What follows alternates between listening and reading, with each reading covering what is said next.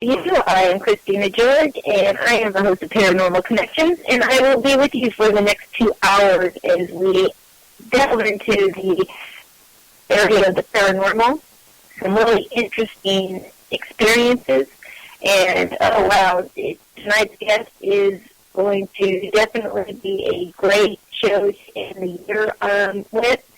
I'm going to be speaking with my good friend Anita Intenzo, and I've actually had her on the show before. It was a great interview. Got a lot of really good feedback today. On that episode of the show, and I had run across that one of her encounters that she had was going to be made into an episode on a haunting on Destination America, and that it was going to be premiered yesterday. So when I found out that it was going to be coming out and everything, I really, really enjoy, when I have her on the show and discussing, the things that she's experienced. So I thought, what a great time is to take this time, since it's going to be, that episode was made and going to be out on, a haunting.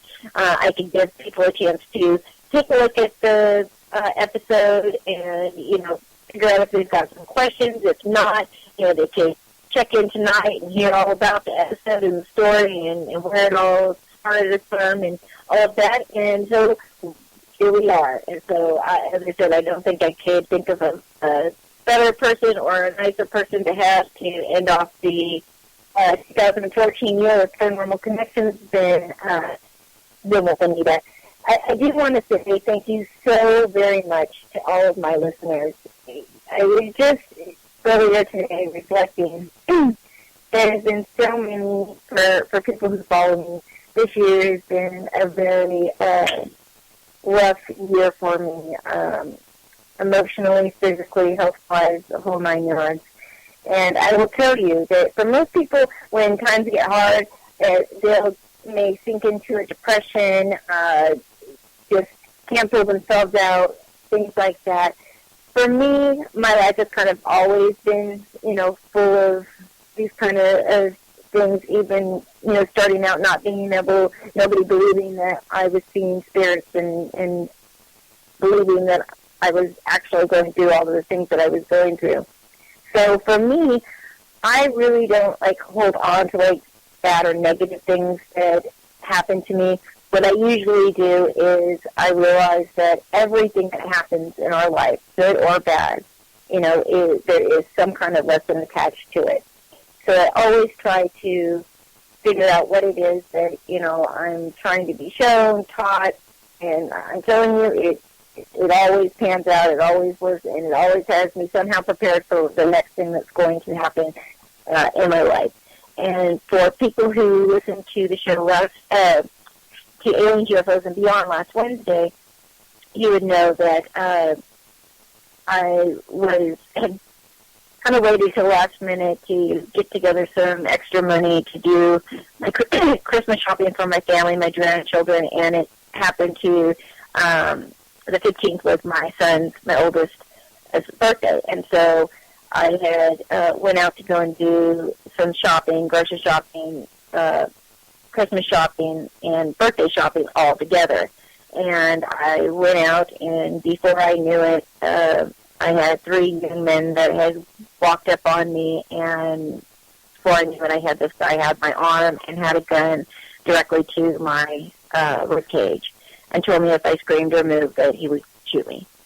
So I stood there while I watched his 2 friends grab all of the bags that I had in my trunk, because I, of course, was loading the gifts from my basket to my car.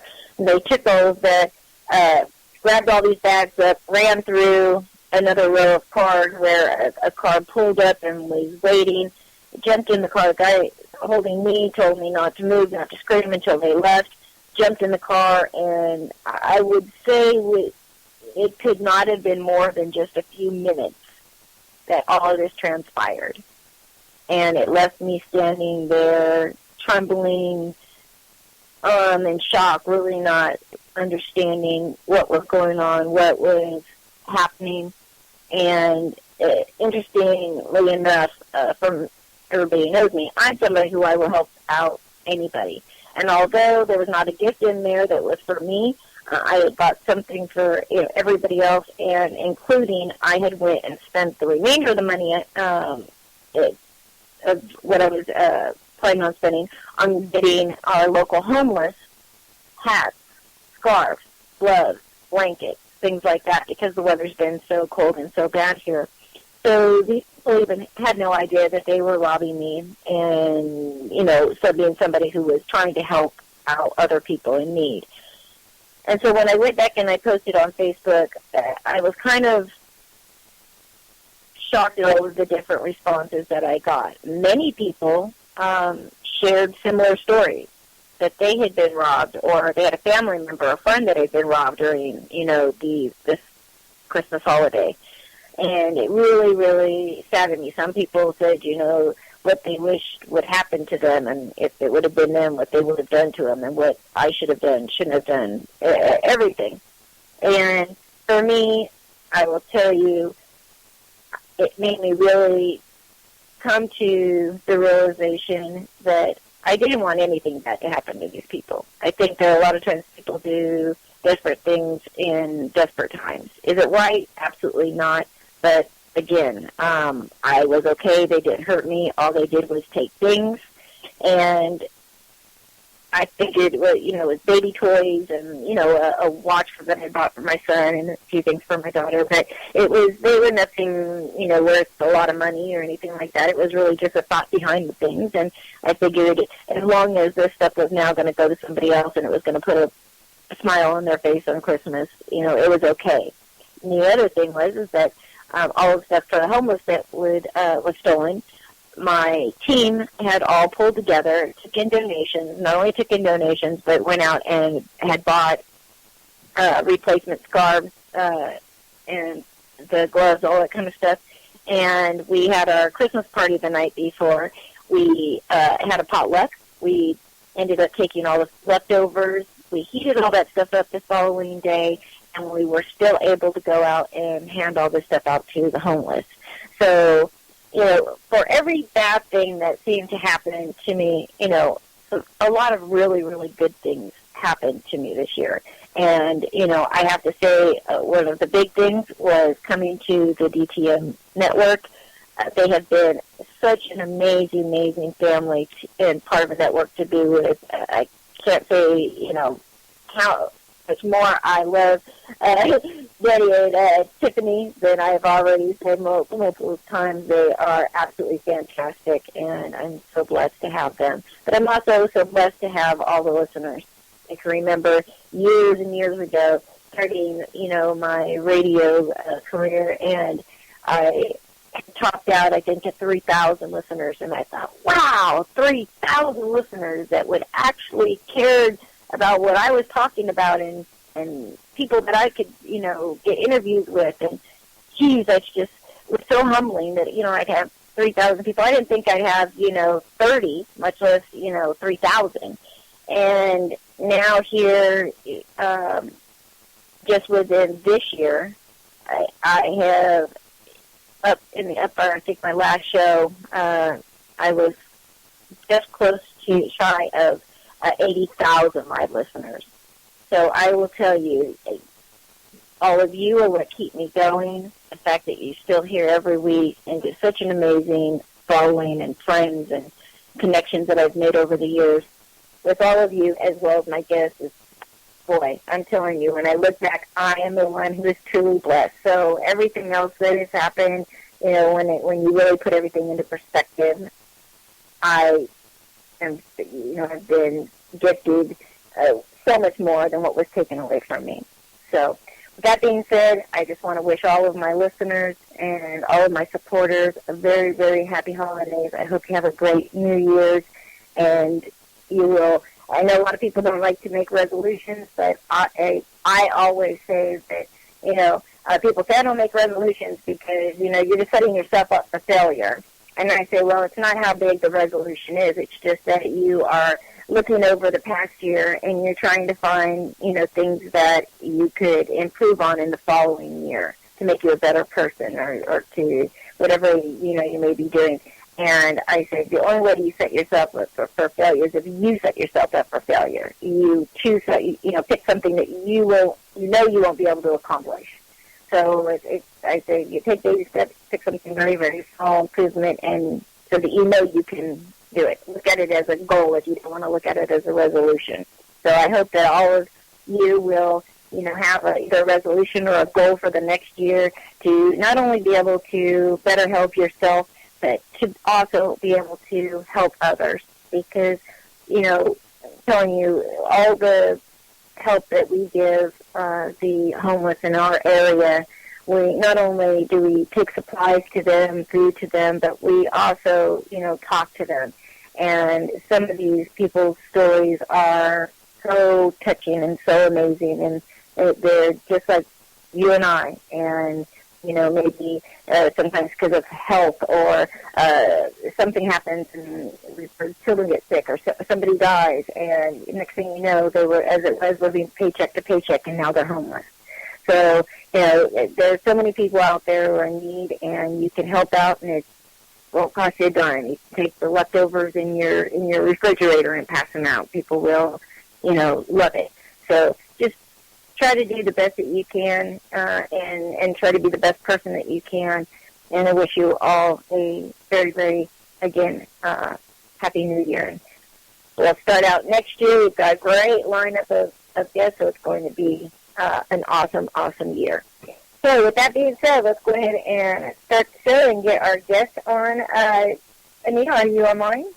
Yes, I am, Christine. I want to wish you, best wishes for the coming year, and so glad that you are safe and sound. And as you said, it was only material things. They could be replaced, but they can't replace a person's life. So thank God that you are not hurt, and that you're here tonight on the show. So yeah, that was the good outcome. They just took the stuff and ran, and I'm just so grateful that you were fine and that nothing happened to you. So. Well, I am too, and thank you so much for that, because I was so shocked at the outreach of people. There were so many people just like you that commented. It was just blowing my feet up, but it did feel very good, to know that there are people that could connect, could understand, and did care, and they saw it just as I did. As these are just things. It's those material things are not important in the big scheme of things. And, as I was saying,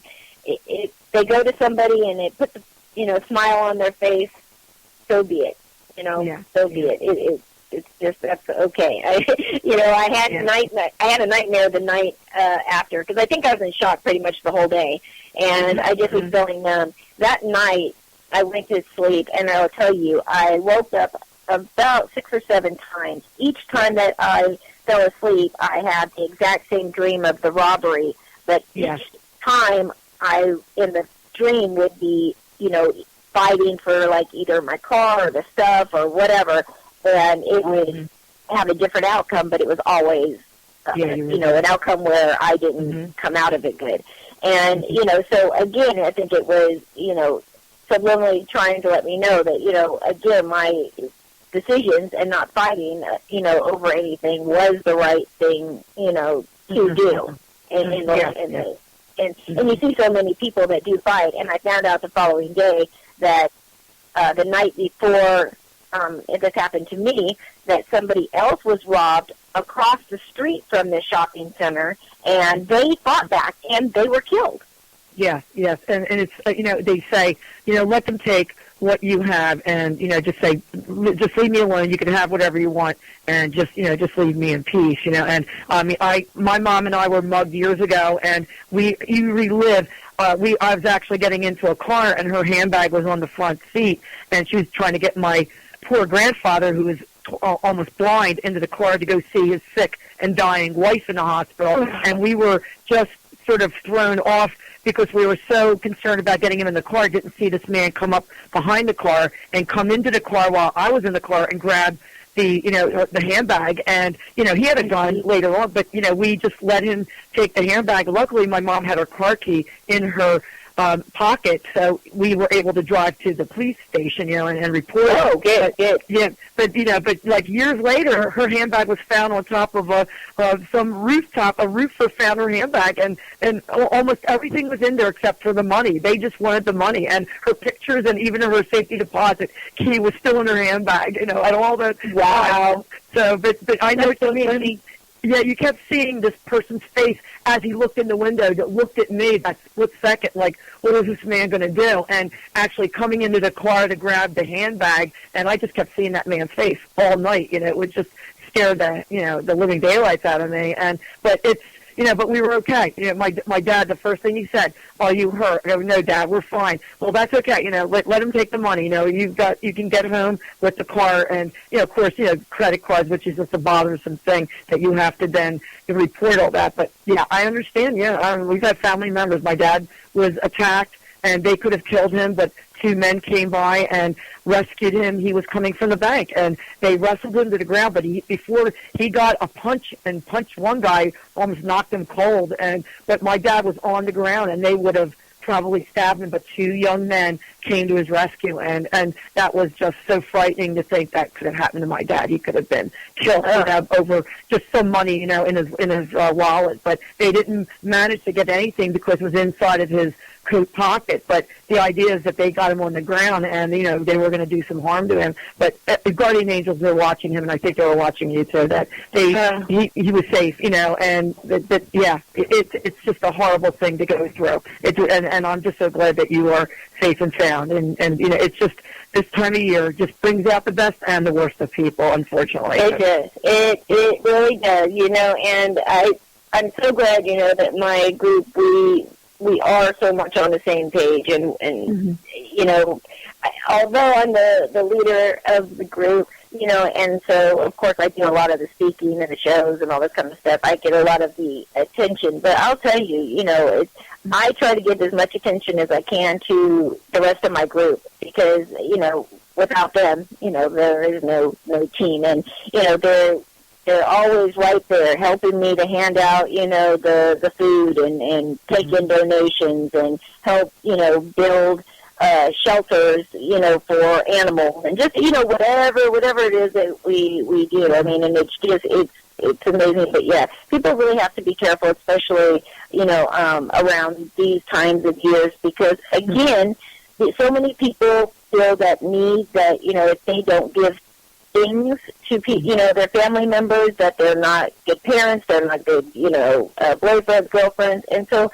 for a lot of people, it will, when they don't have money, it will, push them to go out and steal it. And, there's so many, so many targets, and I actually did see the young men walking up. It was actually raining out here during that time, and so although there was still a lot of people were in and out, shopping, people were like running into the store because it was raining. So when I parked, I had to end up parking kind of far out because there were so many people shopping, and I saw 3 guys that were, looked like they were just going to go walk into the store, and they were talking to each other and giggling and, just nothing. And so I did see them, and I felt like, okay, and I started putting my stuff in the, trunk, and then all of a sudden, just like within a blink of an eye, they were there. And the good thing is that when I had opened my car, for some reason, my alarm clicker would not work. So I had to manually open the key open the car with the key and pop my trunk. So I just got a new phone, one of the Samsung Note 3s, and my mom had given it to me for a present. So I had that, and I got a new case where you can put like your driver's license and your money and stuff like that. So I had put in my ID and my driver's license and my credit and debit cards. They were in my cover. But the money, if you put the money inside of it, it's too thick, so the latch won't stay clasped. So I had my money in my regular wallet. So when I opened the car, I threw my keys and my phone onto the seat, and then I popped the trunk and closed the door. So when they came and got me, they took all the bags, and they took my wallet, which was in the basket. And so they got all that. But the good thing, although they got, the rest of the money that I had, they did not get my debit card and my driver's license, which to me was the biggest deal because that has your address and everything. So they can come and know right where you live. And, they could have took my keys or my car, any of that, and they didn't do all that. So, for me, it's like, yes, there's all kinds of negatives that you could think about. But, my thing is I try in these kind of scenarios to just try to stay focused on the positive side. Great. Yes, it could have been even worse. So you look at what, this was bad, but it could have been even worse. And, I know exactly. And that's the way to approach it, and to keep you grounded and not, to be able to dwell on it because it's a horrific thing to go through and it could scar people. But you need to, go through it. So, okay, this is what I went through, but, I'm grateful for what didn't happen to me and what I had out of it. So, thank goodness, that, it can be a better outcome than you think. And, I think it's a really good thing to share your story with your listeners, Christine, because this makes people a little bit more aware of the holidays. Like, it could happen in a blink of an eye, just as you said, and always be extra cautious, when I travel, like I tend to not keep everything in one type of a thing. I'll have it spaced out where if I don't need to have more than one credit card thing, then I won't take other ones. I'll just have one with me if I know I'm going to just go in that store.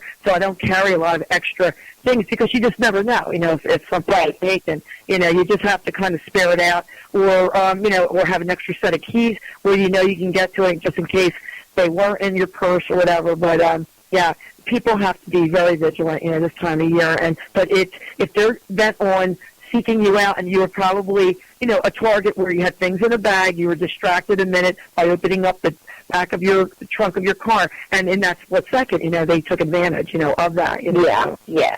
And the police actually said that, they felt that, thankfully, when this was all happening, a man had pulled into the parking lot and pulled into the space and was getting out of his car when he saw the guys at my car, and then he saw them run and get into this car with all of the bags and take off, and they just saw me standing there, I guess, just kind of looking like lost. And so he actually looked over and he saw the people in the car, and he took a partial license plate, and he got part of it, but he saw the, make and model of the car, and he came running over and asked me, was I okay? And, I told him what had happened. So we called, and they, made a report, and the police came. They had said that in this shopping center, or in this, area, they had already 5 different robberies since Black Friday. Wow. And that it was, and that one of them that it had gotten just a few days prior, whatever, had a similar car that was reported as well. So they think that, it was somebody that they're professionals, like they've scoped it out. And, like I said, this all transpired. I've never had a situation like that, and I have lived in some of the roughest areas you could possibly think of, and, never. But that just, shows you that, you never know when something could happen, when you could end up being a target to somebody, and so you do really have to be very, vigilant about, things around it. And even more so is that people need to, cherish their loved ones, their family and friends, every day of the year, not just at the holidays and birthdays, because tomorrow is not promised to any of us. That is so true, because, just with things that I'm sure you've been through and I've been through, that person, a person that you see, well, I'll see you next week, and that person isn't even alive by that time next week, So it's, it is where I try to make it where, when you are with somebody, never leave with a bad feelings or make amends, because you never want to have the last thing that you had said to somebody in anger, where there was something that wasn't resolved, because then if you never see that person again, that's the guilt, or that's the unresolved feelings that will make you feel unsettled and not at peace with yourself for the rest of your life. So it is a good trait. It's a really good thing to aspire to. It's not always the case. Sometimes you can do this, but if you live every day to feel like I want to be able to go to sleep at night and have a clear conscience and to know you did everything you could, or that you were able to make somebody's life a little bit better or brought some joy. That's what it's all about. That's the way, we come into this world with nothing, and we're not going to have anything when we go out in this world.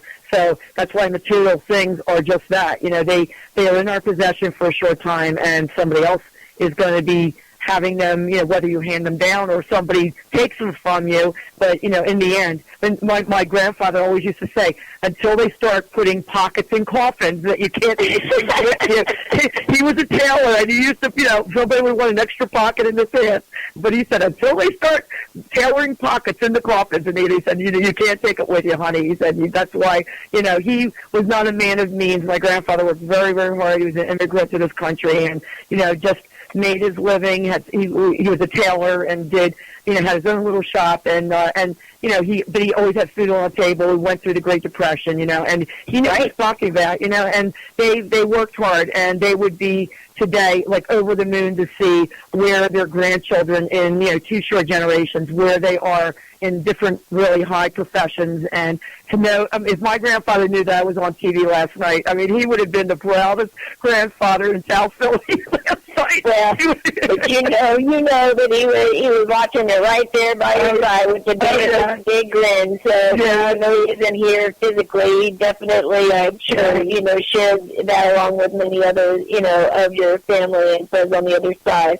And just bringing that up, let's definitely talk about that, because, first of all, how were you contacted? Did you contact the show, or did they contact you? Like, how did it come about that you started working with the haunting? Well, actually, one of the producers actually got in touch with me on an email, and then said she would try to call me.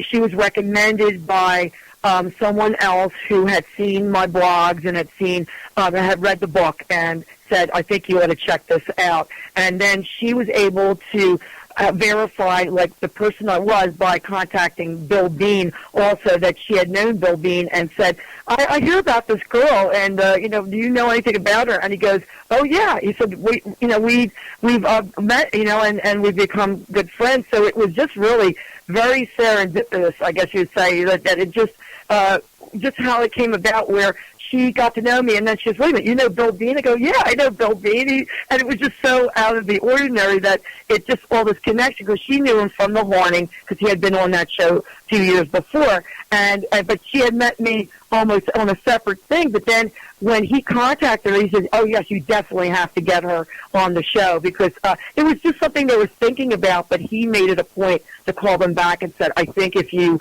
read her book and really understand her story, then, you're really going to be excited about doing it. And once they started calling, they called me, interviewed me, they called my son separately and interviewed him, and they were working towards, like, building up an idea of how could we present this. It's only X amount of minutes for the show, and there's just so much to your story, but we want to go along on one channel and present it in that hour program. And I thought they did a really great job last night. I was very, very pleased. I contacted the producer this morning, emailed her back, and said we were really thrilled. The way it was presented, the sets, the props were very accurate. I had worked with Tricia, who was the producer, and then sent her photographs that were taken from my friend's home, and they used them, I think, as a guide, so they could recreate, like, the basement and my house, our neighborhood. There was a lot of things that was interaction. Once she got the go-ahead from the network to say, here's a proposal, I'm reading her book, and she passed the book along to other executives, and they had to make a decision. Like, we weren't really sure if they were going to go through with it, because we were contacted, I think, in April of this year, and it wasn't until August that they actually produced. They came for 3 days to do the production, and it was just from there, it just sort of snowballed, that they got really excited with the script, because after they interviewed us, then they developed the script, how they were going to produce this, and we had no idea what it was going to look like last night, Christina, until we saw the show. We had no previews. They are going to send us a DVD of the show that was aired last night, and also what was being aired in Europe, because they get 5 minutes more of actual program because they don't have as many commercials. So we're getting both of the DVDs for the European and the American market. So we're anxious to see what was cut out from this episode last night and what was added to the European episode. But yeah, it was really unbelievable how it just got connected, and things they say worked for a reason, and it just all fell into place. Right. Well, and I've known a lot of people who have done a lot of the different shows. Not so much a haunting, but like paranormal, witness or different ones, and are sometimes not happy because, like you said, nobody knows what's going to be on the episode or what makes it to the cutting room floor, until it airs. And then, it's either everything. And sometimes people will think, oh, geez, they chose, information to put that I felt some other information would have been so much more important or done, been better. So it's great to hear that somebody, like you, were very, very, pleased with how it all ended up, coming before the show. So for those who did not see the episode of A Haunting last night or don't know anything about the story, can you give everybody the background of it and kind of what happened and what the episode was about? Oh, okay. It actually, even with the episode, the way it started, a dear friend of 30 years, my friend Paul, whose name is changed. We don't use real names, but my friend Paul died suddenly of a heart attack. He was an anthropologist. He was a writer. He was a professor, and I got a phone call out of the blue one morning, and it just changed my life forever because I had just spoken with him just that past week, and we were making plans to get together during the holidays, and he died January 19th. Coming up will be 6 years since he passed away suddenly, and I was made executor of the estate, and what I had to do was, just go into this like, okay, here I am. I'm really worried about getting his house in order, and things have to go to people that were stated in a will, and never dreaming that anything but just the work of getting things organized and paying off whatever bills had to be paid and getting the things to the people that were, beneficiaries in the will, never dreaming would run into any type of a paranormal kind of journey, but that's what exactly happened. We went to his home, and we saw what condition it was in. There had been things everywhere. He was a hoarder. I had not been at his home for several years. He would come to my house instead and have dinner or lunches, and we were just surprised at how things have been just stacked and let go. He traveled all around the world. He collected so many different artifacts, and it just shows my son Chris, who was grown up. He was very helpful to me in going to my friend's house and getting the place actually cleared out and ready for sale because the proceeds were going to a charity. My friend was very, very generous, like in his will, that he left to many different organizations across the board, all different religions, all different types of charities, even wildlife preserve, because he was a big animal lover. And we just proceeded to, clean out the house. But after 4 or 5 months, we started running into paranormal activity, and it just happened very suddenly where we had poltergeist activity started in one room, and then it spread through the many months after that. It just happened in all parts of the house, but it was just something we had never dealt with. People read my book or even understand we were never part of any kind of a paranormal team. We had never tried to seek this out. We enjoyed the programs on TV, and we're avid fans of, the different ghost hunter shows and movies and things of that type, but never believed that you would be actually living this on a daily basis. And I tell you, Christine, it just, as I said, it was just so shocking to be involved in something like that when you weren't expecting it. Right, well, yeah, exactly. This should come out of the blue like that. Now, the home, has it always had activity, or had your friend ever told you? No, all the time that I had known him for 30 years, the only time that I remember that he felt that there might have been a presence, but it was a loving presence. His mother had passed away in 2001, and he told me in a real, very emotional phone call how much he missed her because he was very devoted to her. She had been ill the last year of her life, and he was a very good son to her. His father had passed away about almost 10 years before that, and he was not ill that long before he passed, but his mother was quite ill for a while, and he took really wonderful care of her. But he told me, he said, I think my mom is like either leaving me little suggestions that she's around. He said, I just kind of feel that her presence is around. And that was the first time he'd ever said anything like that to me. I knew he was a very spiritual person. He believed in all different religions, being an anthropologist, but he had a core of being very centered and spiritual. And I just said to him, I said, well, I think that if that's going to be anything, Paul, it would be your mom, because she did take good care of her, and she's probably just thanking you and showing her presence, because she knows how much you are grieving and you miss her. And that's the only thing I'd ever heard him talk about, Christine, about maybe her spirit was there. But until I actually then witnessed, things that I knew it was possibly my friend who was interacting with me, because things would just react. Like I would ask the question and something would happen within maybe 30 seconds and as an answer, and it would be something that either was thrown or thrown near my feet, and only I would have known what that meant to my friend. It was like our own personal history and our own personal jokes that we did for each other, and he knew that I would know that was him, that whatever he would do. And it was just so distinct. It wasn't something just random. It had a specific meaning. So that's why I really felt that he was there, that he knew.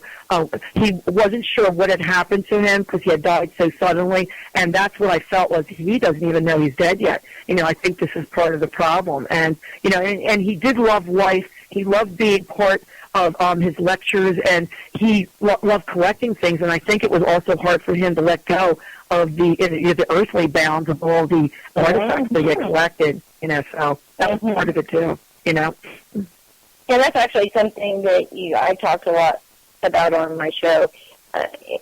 Being a psychic myself and talking to a lot of the spirits, I was always trying to figure out, what was the reason or why they were there, how come some crossed over, others didn't. And one of the things that I would tend to find out over and over and over was there were many different reasons, but some were that they died either very tragically or died very suddenly, and they did not know that they had died. So they kind of wake up as like, they're walking around trying to talk to you, nobody can hear you, and trying to figure out how you get some help and what do you do. The other thing was sometimes the grief of the family members left behind will keep them there. They don't want to leave because they're too worried about all of the family members that are grieving, for them left behind. Sometimes they have unfinished business, or just such a strong connection to something they don't want to leave any of that stuff behind. So there are many different reasons. And then one of the other ones is I found that a lot of people who had committed suicide would end up not crossing over. And some people find that very strange. For me, it actually made a lot of sense because I grew up Catholic, and it always pound into your head, and scare you to death. Like you never want to commit suicide because if you committed suicide, you went to purgatory, and you never ever get out. And so of course it scares everybody to death. But I had helped spirits cross over who did commit suicide, and then we're stuck there, and we were able to cross them over. And I think that maybe sometimes our religious belief, say if we do commit suicide, we go into a depression, we commit suicide, and we do believe that like that's a cardinal sin or something. If you do something like that, that could be a reason. So lots of interesting things. And it's interesting that you say that you felt that he didn't know that he had passed away.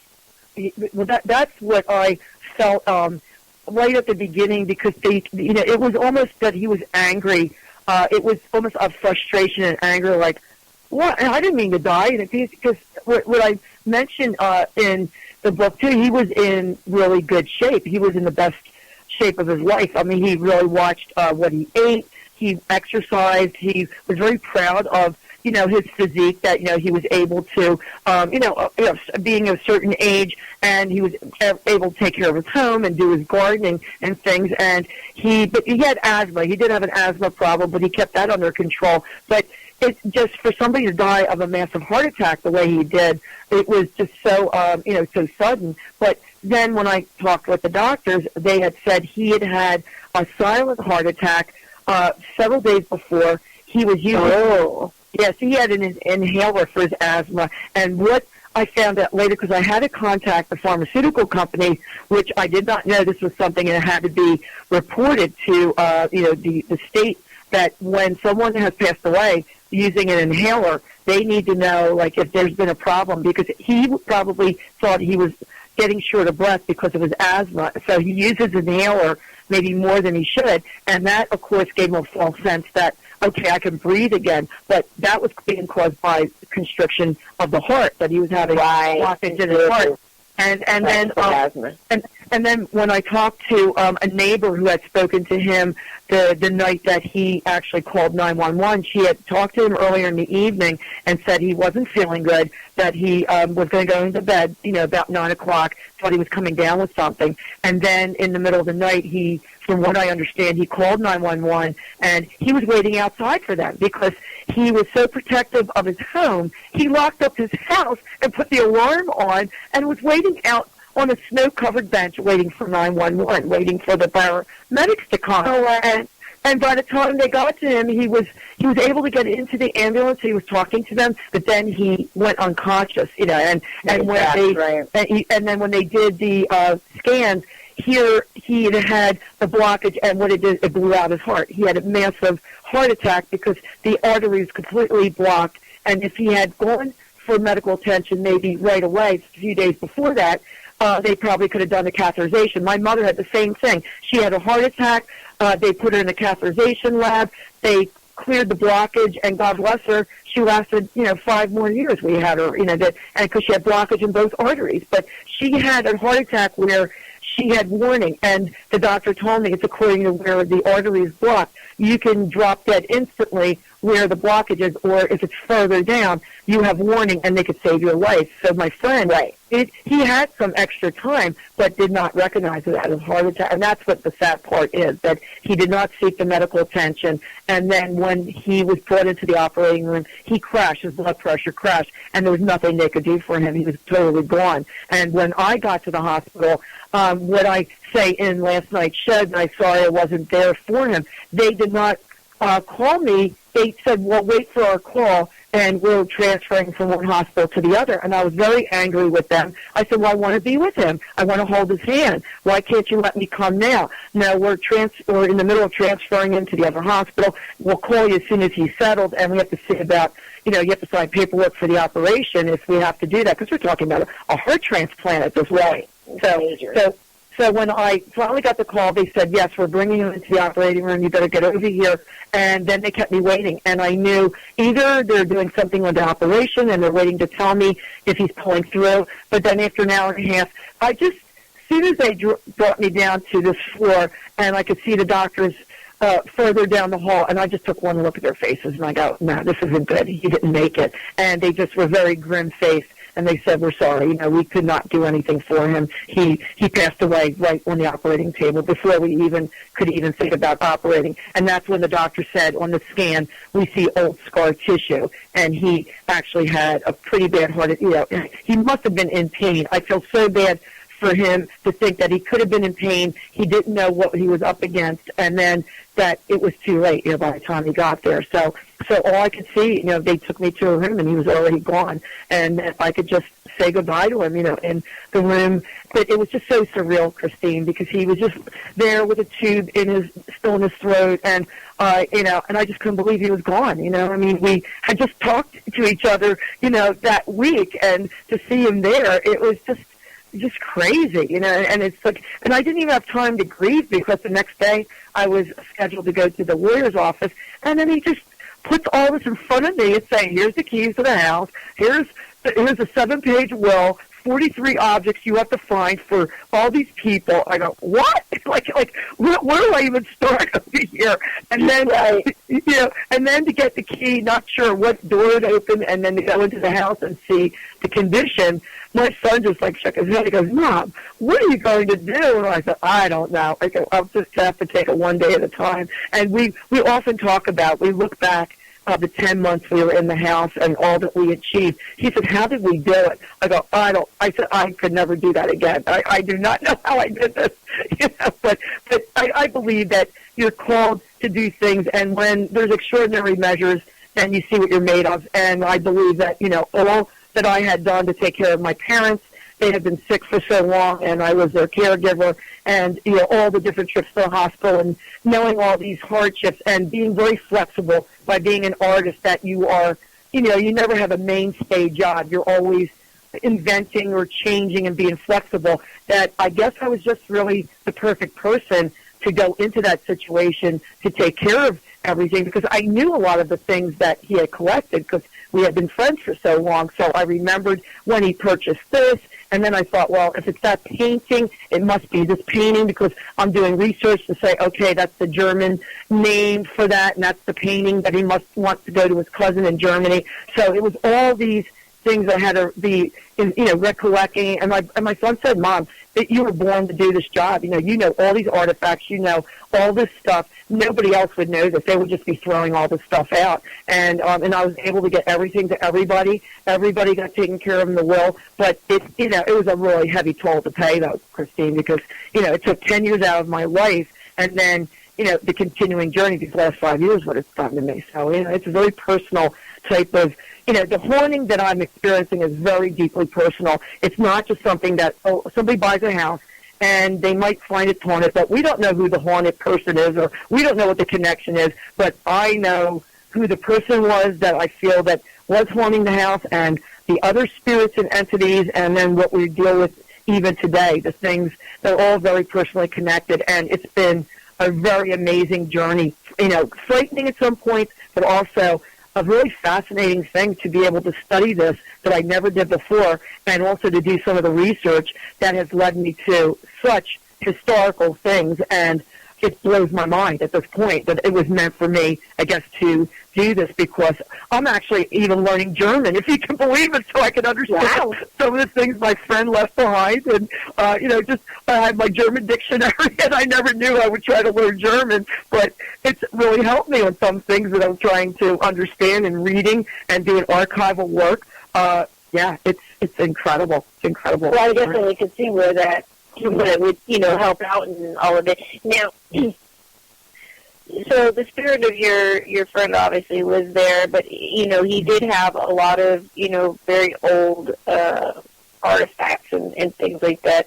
Did you feel that there were anything, maybe attached to any of those items? Or do you think that the activity that was, being experienced was just of your friend? Well, the activity started that we knew it was him interacting with us, and then we knew there was other spirits there. It was more than one. And when we then called in the paranormal team, they were able to identify. They said, there's a lot of energy here, and I think it's the artifacts are giving off certain things. And then we were going towards this one particular artifact. We did not know at the time, because when the medium was contacted by my friend Paul, he went into a trance, this medium, and my friend spoke through him and was able to tell him in messages. He was really apologizing for what he had put me through, that he did not do what he should have done as far as labeling or telling us how dangerous maybe some of these things he had brought back, especially the one from Peru when he was down in South America. And it was just, it was unfinished business, but he was hanging around so he can get the message to us to say, I'm warning you, I want you to let you know that I'll be guarding you, but I'm also sorry to put you in this position because, he died before he could finish what he wanted to do, with his research on some of these things. And this one particular object has been the source of really strange things that have gone on since, because it is a shapeshifter. It changes shapes. We know it came from South America because of the origins that we've been able to trace and from what he says. But also, we have not been able to find this thing. It has changed the shape to protect itself, so we don't find it. And we've been warned, that several, Laurie, our psychic medium, has told us. She said it doesn't want to be found, Anita. She said it is changing its shape, so it will look like something common. So you'll just sort of overlook it. She said it won't be maybe something that's particularly fascinating or unique. And this is really hard for people to believe, and my son mentioned it last night on the interview. He says, what are you supposed to do when you're supposed to be looking for an object that it's not of the shape that you originally led to believe, that it can change, and then, you don't know where it is, and yet it's causing portals to be open. It's causing all kinds of other things to happen that from originally what we started with, we are down other roads now. Other things have happened because of this energy and what it opened in my house. So, once we left my friend's place, the place was gutted by contractors. It was sold. We have not heard any complaints from. It has changed hands 3 times. So I don't know if that means. So I don't know if that's something right there to put a red flag. A little bit, But actually, there is an explanation where a couple of the people who have owned the home have only been here for short periods of time as far as being transferred, and it was well done. The house, that it was a move-in condition, that they completely renovated the house. So now the third couple, I understand from the neighbor who contacted me around the holidays and said they've been there for about a year and a half, and she said they're doing wonderful things with the house, and they really love it. She said, I think your friend would be very happy that they're taking really good care of the house. So she hasn't heard anything of complaints. There's nobody screaming in the middle of the night, running from the house or anything like that. So, we feel that it's pretty calm there. That's because everything got shipped over to my house. We took a lot of things, brought it over to my house, and unfortunately, we did not know what we were doing, and the rest is, become a source of a problem. Well, when it all got shipped to your house, so does the activity then start there? Yeah, we have quite an amazing assortment of things have going on here, which is, it has a different take on it. With my friend's house, there tended to be more that was connected more to his family, but now here, because I'm on a property that happens to date from the 1800s, the activity relates to not just what transferred over with these objects, with my friend's things, but also what was here already. And we never realized that there was all these dormant things with the history of this property. And, my house is not something from the 1800s, but I'm actually built into the foundation of the 1800s farmhouse. So I actually have an old fireplace in my basement with the original 1800s bricks that are partially for some of that. So you have an original piece that's in the basement, and that's been really a center of a lot of more like, say, of older history, that we have spirits and things that are connected to the house, but then we have portals that are open that are newer that are connected with these artifacts. So it's like when Bill Bean came to my house, he said, Anita, it's a smorgasbord over here. You have layers and layers of things going on because of what has happened. It's like a very unique, perfect storm that he talks about, and even Laurie said to me, she said, you already had something here before you brought the things to your house. And I go, no. I said, I've been living here like 20-something years, raised my son by myself, never felt there was anything really strange in my home. I love my home. It's a very personal, the way I've decorated. It's my art studio, my son's workshop. I love the neighborhood. I love my area. And she says, well, guess what? She said, what was here in dormant, they do not like what you brought as trespassers that's come into this space, and they are really mad, and they're at war with each other. They're like, oh, great. And like, what did I do? So it was, naivete. I mean, I was very, unaware of what this could do by bringing these objects into my home, because I never really believed that objects, could have spirits attached to it. It was just something that I never really, delved into or even believed. Growing up Catholic also, you believe in certain things, and then certain other things, like, you just don't really study that or believe in it. But now I know differently, that, inanimate objects could have all kinds of things connected with it. And, and it's a process of still learning. I'm still in a learning stage. Everything that I try to research, it's just one more thing for me to understand what exactly I'm dealing with, all the time. But it's that's why I put that in some of my blogs, because my blogs are me reaching out to other people to say, well, this is what I think I found out. Here's what I'm actually dealing with, and your thoughts on this. Like, does anybody else have something like that happen? And they've been real. I mean, it's really well received, because I have over 30,000 people are reading my blogs now that they relate to to this.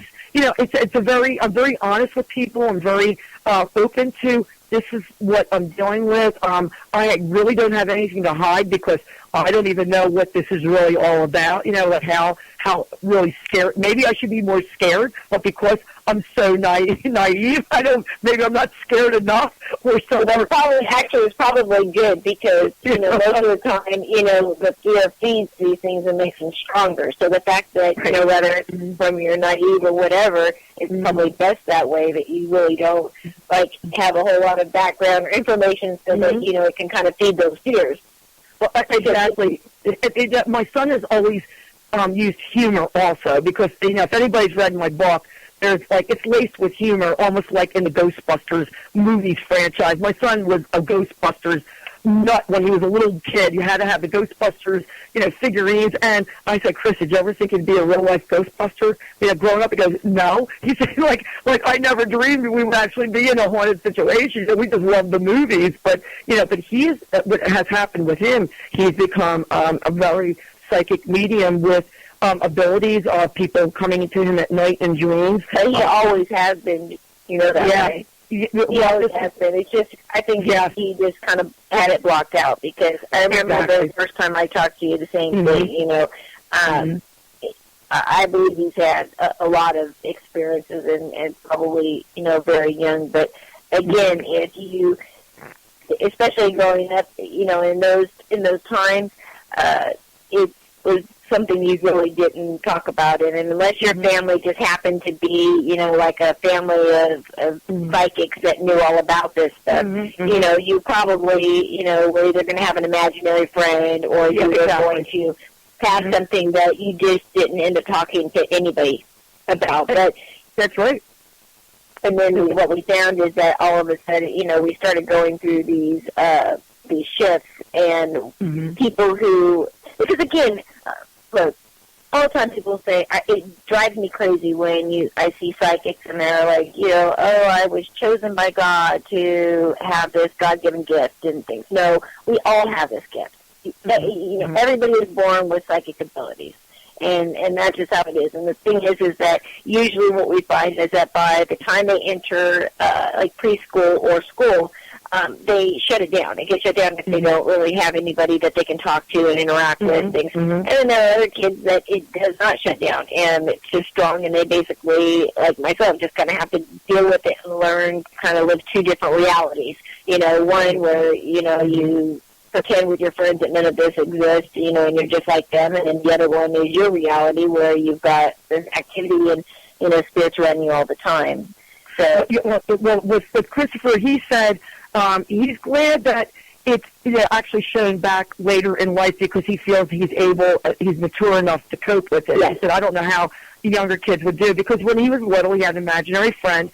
He would tell me that, this lady was looking at him, and he would be frightened in the middle of the night and come into my bed, when he's like 4 years old, 5 years old, and, he was just going through a phase. And I had a painting of a Renaissance woman that I had done in art school in the hallway. So I'm thinking, he sees my portrait, and I don't want that to scare him, so let me move it, and I'll put it some other place.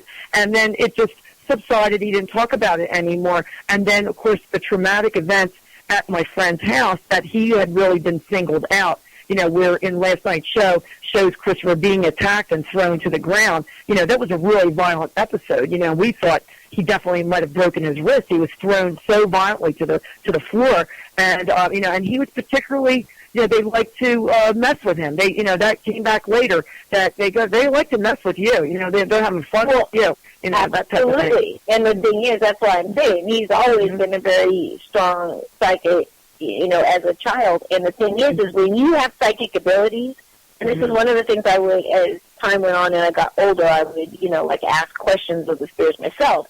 And one of it was, how do spirits find me? How do they know out of everybody, that I can see you and things like that? Mm-hmm. And what they explained was that it's based on our aura, our glow. And the stronger abilities we have, the stronger our glow, the brighter our glow is. And so, but the thing is for them, you might have a very strong glow, but you might be a very strong empath, or you might be a very strong sensitive or intuitive, but you may not be able to see spirits. So when they come to try to interact with you, you might feel them, but you don't hear them, or you can't see them, you can't interact with them. You don't know what they need. So a lot of times it's them, choosing you or targeting you out of them because you've got this bright glow to you, so they know that, you can interact with them. They just don't know to what degree. So we do attract, people who do have psychic abilities that are activated, whether you're, in touch with them or not.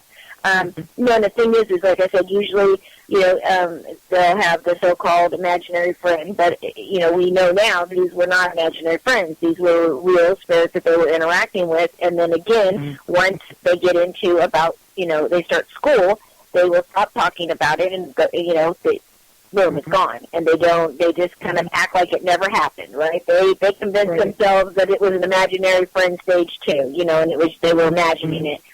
And then what happens is they get to the adulthood, and like I said, we've been going through these shifts, over the last 10 years, at different times, and the people who already, had dormant, had abilities, but they had laid dormant, activated. And so you then were, finding, adults, young adults, or regular adults saying, oh my gosh, now I'm all of a sudden seeing, shadow figures, or I'm hearing whispers, or I'm seeing things out the corner of my eye, all these kind of things. And then, that's what's happened is they've activated. And then for those of us who have, did have already were in touch with, we had psychic abilities, we found that they tended to end up being amped up, or we got additional abilities that we started, noticing were getting very strong. So it's all very normal. But yes, your son will definitely be a target, and if it's very good for him to understand, how this all works, because again, once he's in the situation, he's going to attract them anywhere he goes. And the thing is spirits, aren't just in, just your house, or everywhere. Well, he lives only 3 blocks away with his wife, and he gets visitations there. When he's gone down the shore, he says, they can't even take a vacation on me, Mom. So I said, how you guys having a nice vacation? Well, he said, we got this little kid knocked on the door this morning, and of course it wasn't anybody there, but he saw a young little boy that came to him, and the place where they were staying, they've stayed there several years in a row down Sea Isle, and the place they stayed, he happened to go down for breakfast one morning, and he talked to one of the waiters. Somebody was out, and he said, I want to ask you something. There used to be a swimming pool here. Somebody drowned, and the guy said, yeah. He said, we had a little boy who drowned on one vacation. That's why we paved it over. It's now just a tiki bar. And this is a little boy who's still hanging around at the hotel. The water would turn on when they would come back to their hotel room. My son would find the water on, and his wife is giving him all kinds of heck, like, didn't you shut off the water? He goes, I didn't do that. That water just turned on by itself. And then having this little boy tapping at the door and running up in the hallways, and he thought, there's no children here. This is all for, mostly adults. And but the little boy told him who he was, and my son just woke up crying because he said this little boy should be with his family. They don't know that he's still here. They buried him, and and they've moved on, but he's still here, and he was in his little, shorts and t-shirt. I'm not sure if he really. And my son tried to tell him, that you're no longer, a real person. You're not, alive anymore. And but the little boy wanted him to contact his family, and my son said, I don't know how to go about doing this. The boy gave me his name. He tried to research to see if there was any kind of name in the area, but he doesn't know if these people came from out of state or if they were even, from this country. They could have been from Canada visiting, the shore. So it was difficult, for him. But, yeah, he doesn't have to be in this house for him to get, different contacts. And that's what's really amazing, that people don't understand that he doesn't have a control over it. It'll be open at night. Now, he does put a stop to when he can. Like, he'll say, look, cut it out. You guys have to take a break. I'm not dealing with this right now because it drains him so terribly in the morning. Absolutely. And he has to go to work the next day. So, but some real intense things that he can't control. He did have a friend who committed suicide at Easter this past year, and his friend came to him. They went to high school together, and my son was very shaken up, and he tried to tell his friend. His friend basically was there to say to him how sorry he was what he was putting his family through, because he had been in drugs. They had thought he was really clean and he was doing pretty well, and then he got back into it and he overdosed, and he did not mean to overdose. So he just didn't remember what he had taken. And my son said, I can't get a hold of I can't tell them that their son contacted me, but he tried to tell his friend. His friend was in a limbo, purgatory type of setup, but my son then saw him a few months later. He came to my son again, and my son was able to kind of cross him into a better thing. He left this limbo thing, and my son said, all I could tell people is you don't want to be there. He said, whatever, people lead good lives, don't do anything bad, because you don't want to wind up in some of these things I've seen, in this other realm. But his friend was freed to move on, and he thanked my son. But then there was a man who had to take his place, and my son did not know who the other man was in the situation. But he goes, I feel sorry for that guy. I don't know how long he's going to be there. But my son tells me things so profound, and he's the kid that is just so full of life. Children love him, and that's why I think we have the children ghosts that come to him, because children just love him, because he's just such a goofy, he loves all the fun things for kids. I mean, he does miniature models and plays with toys as part of his business, so, who really wants that, and he's into all the crazy movies, and, Lord of the Rings, and he's done all the miniature models to the different movies. And he's a young kid at heart, and he's definitely drawn to him. Yeah, and he just has a great sense of humor and just a smile. He was born with a smile when he was a baby. He has the dimples, and I just said, Chris, that's the first thing I remember you when you were a baby. You just were born with a smile. You were just so good-natured, and I think that's why they do come to him, and I support him 100%. Now I know what we've been through together. Then he could come to me, and we feed off each other. I'll tell him what I've experienced, and then, I know it's total acceptance. And know he can tell me anything, and it's total acceptance. And that you don't get that in a lot of the families. Yeah. And luckily, his wife has been through her own experiences, and she's also very, very understanding, because he thought that it was important. Yeah, when they were dating, he said before they got engaged, he goes, I got to tell you something about what goes on with me. And she goes, oh, that? I've had that happen in my life, too. So she wasn't fazed. That's actually amazing, because, I'm glad that we are at a time, because I think even,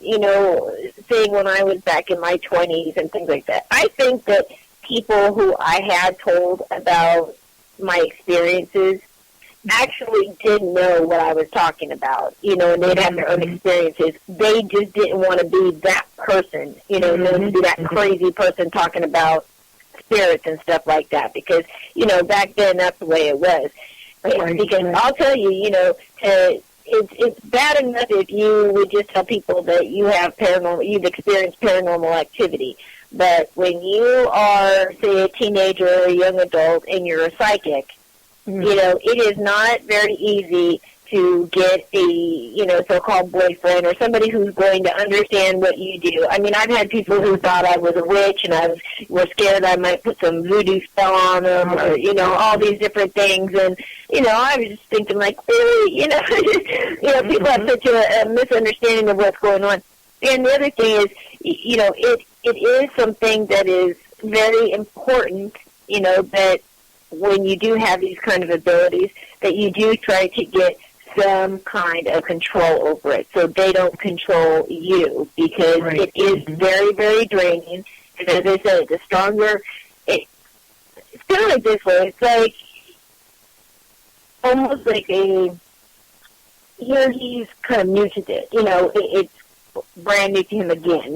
He was when he was young, and then he goes through everything. And so now he's kind of going through all this again, and he's attracting a lot of different types of spirits that are going to come to him, which is always good. I always loved when it was, different spirits that needed my help. Like, that made me feel so good. But the thing is that, again, we don't get to pick and choose what we're attracted, because some dark things are very, very attracted to us as well, and will do anything and everything they can to stop us from, being able to help people and do good things and all these sort of things. And, I mean, I've had an attachment myself, and it's definitely not something you would want to wish on anybody else. So it is important, and I am glad that at least just the topic of the paranormal and giving some validity with, all these people, including yourself, coming forward with your stories. And, I always get people all the time say, I wish, there would have been somebody like you, because I mentor children and teenagers and now even adults, because it kind of trickles down. Like, you're helping the kids. And the thing is that, 90% of the time, the parents, one, the other, or both of them, have some activated psychic abilities themselves. So it's really got to be kind of the whole family thing, so everybody's on the same page. But I mentor these people, and they say, I still wish that there would have been somebody like you when I was growing up, to have helped me. And I say, I do too, which is exactly why I do this, to make sure that we can help people. And if they're going to, you don't really, like I said, you can't control the fact that the spirits are going to come and want to interact with you, and it's probably going to increase as time. The more that you interact with them, the more it's going to increase that they're going to keep coming to him. So, if he can kind of get control over that as, it increases, and he can do some really good work, but he does really need to make sure that he gains that control and that protection around himself, so that he doesn't grab something. And more importantly, because of there are a lot of times you can be out somewhere, you can, something can get attached to you, and then you bring it home, and then it decides when it gets home. It's got its eyes on you, but once it gets home, then all of a sudden it looks at his wife and, his child, and, they're much, could be a much better, target. So there's so many different aspects of it that we always have to keep in mind. That's why having the connection with Bill Bean, he's been our advisor, and he visits us on a regular basis with blessings and guarding us, telling us what we can do to protect ourselves. And I think everybody, like you're being a mentor, which is so important, people need to know other people with the abilities that have been through even more horrendous or horrific situations, and they are survivors. They know what you're up against, and they know the best way you can protect yourself. So, we've been really fortunate with the people we've come in contact with that have only been there with our best interests, to help us, to guide us, and to protect us. And of course, with our own, our own fortitude and our own deep faith, that, we have faith in ourselves that we are choosing the right path and the light path, and not the darkness. And the darkness, we're challenging demonic quality or something that's evil or dark. That's no challenge. Oh, well, that was an easy thing. They love a challenge. They love somebody who is the brighter or light, and they would love to get that person. Oh boy, what a challenge!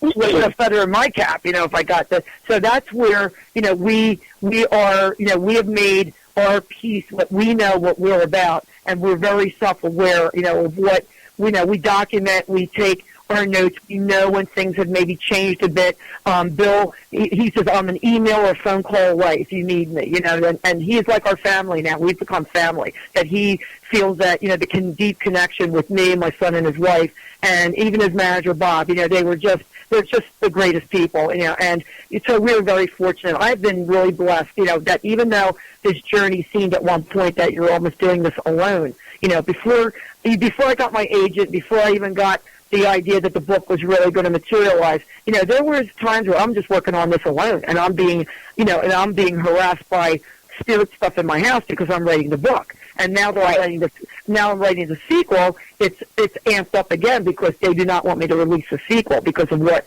I'm going to be talking about, what I've researched and what I found out. And it is almost to the point where, we have had interaction where it is actually trying to prevent us from writing. Like, we wrote a chapter, my son and I were doing something together, and he was at my house, and he was typing while I was dictating to him because they wanted to get this rough draft done for my chapter 6 for the sequel. And he then said, okay, look, I typed it up. I'm going to send it to you, on the email. So you look it over, Mom, and then you refine it because, we got all the notes down. Well, when I opened up and started reading it, I go, what did he write here? And I'll tell you, Christina, it had the most horrific language embedded in it. Like, it was a regular part of the story, and then there would be this, in all capital letters, it would be taking parts of the story or a sentence and changing the meaning in a vile and bigoted way. Like, it was absolutely unbelievable. And they actually, the last part, there was at the last page was a paragraph of all gobbledygook letters, and then my son said, these are anagrams, and he said, this is in German, Mom. And he could actually, we picked out German words at the back of it. And I go, you cannot believe what we're reading in the dictionary. That's why I'm learning German, because look what this is saying. Die, you die, in long run, and then be afraid in German. And I said, well, you know what? I must be really hitting a real sensitive chord that you guys are so worried about me publishing the sequel, because I really found out about what you're all about. And, and I'm going to tell people, because this is what we need, because you should have not shown your ugly heads or even bothered with me. You should have just left us alone, clean out my friend's house, and not get involved with us at all. But you want to do this now? Okay. And I'm writing about it because this is what you've done to my life, and I want to make sure people know what can happen. And this is something that stretched from 70 years ago. It's not even that recent, but from 70 years ago, Christina, we've actually got now documentation of something that is even more sinister that was even presented last night. They could not get, when I talked to producers, she said, I can't even go there, Anita. We can only present this much, and you got to put this in your sequel because we know how much more there is, but this is what we're going to take for tonight and present this to the audience because we can only do so much. But they were stunned. They were absolutely stunned when I showed them some of our other evidence.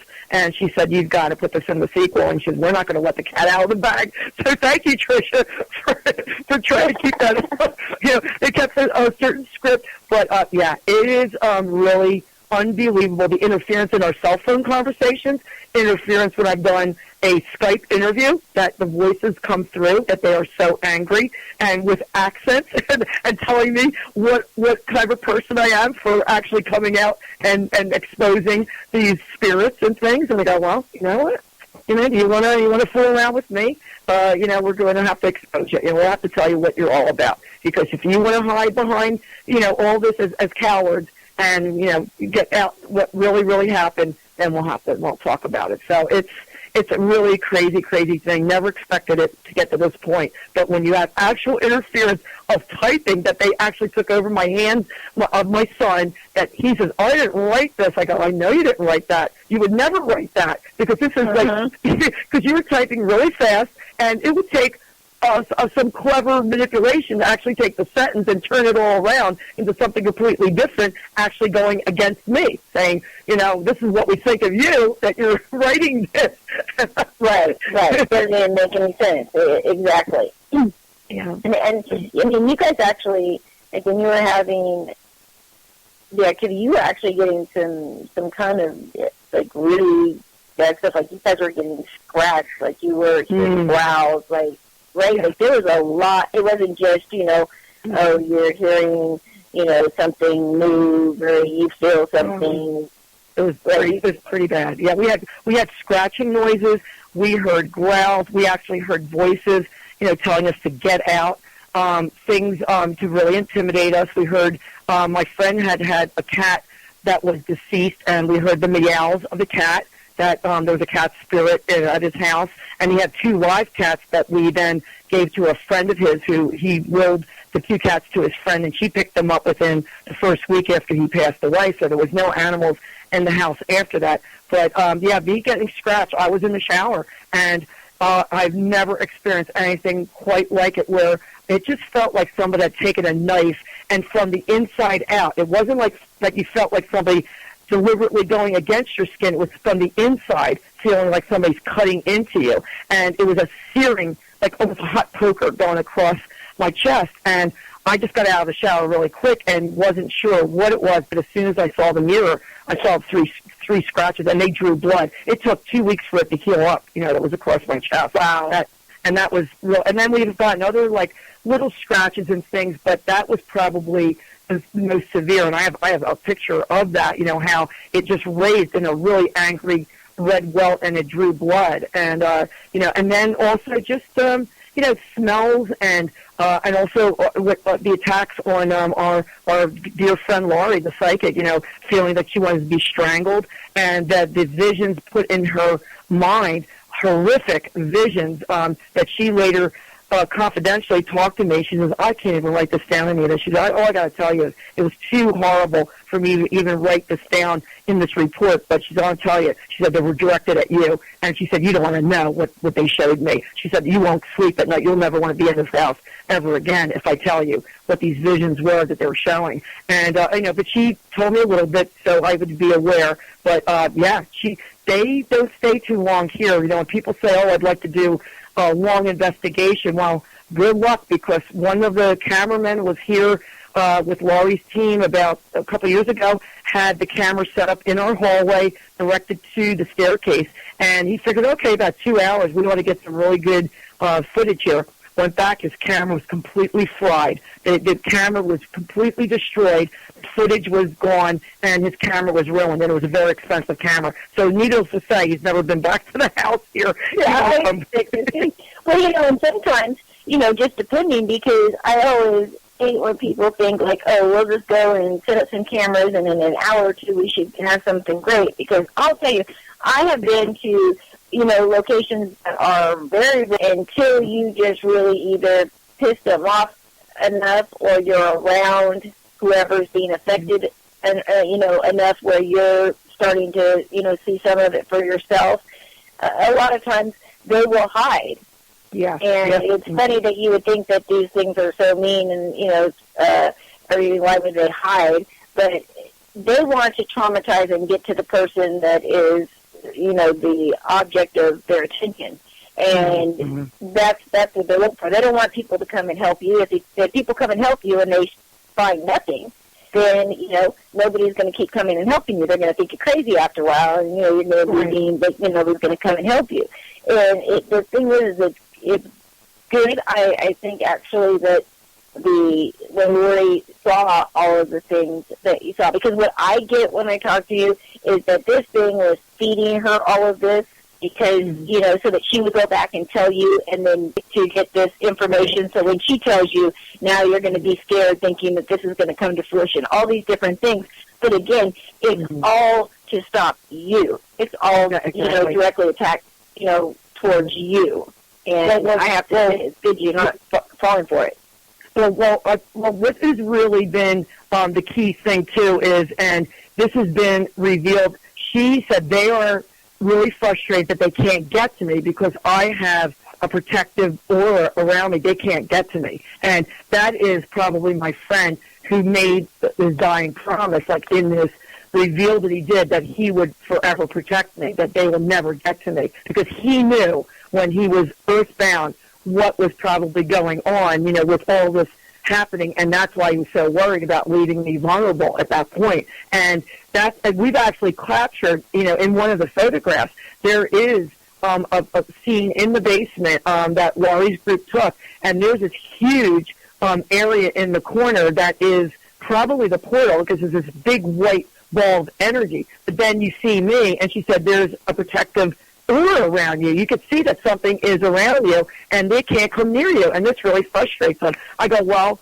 you know what? They can try to scare me. They can try to do this, but I know in my deep faith that they can't hurt me because I will not let them intimidate me or scare me or drive me out of my house because they don't belong here. They're the ones that are going to have to leave because they shouldn't be on this space. And as Laurie said, there's no reason for them to be on the earthly plane because they are no longer alive. But they don't want to believe that. They don't want to move on to get their actual, they would say, just reward, because a lot of it they have to face the music, because some of the vile things that have been done that they did on this earth, these particular spirits that we will reveal in my sequel, they did such horrific things.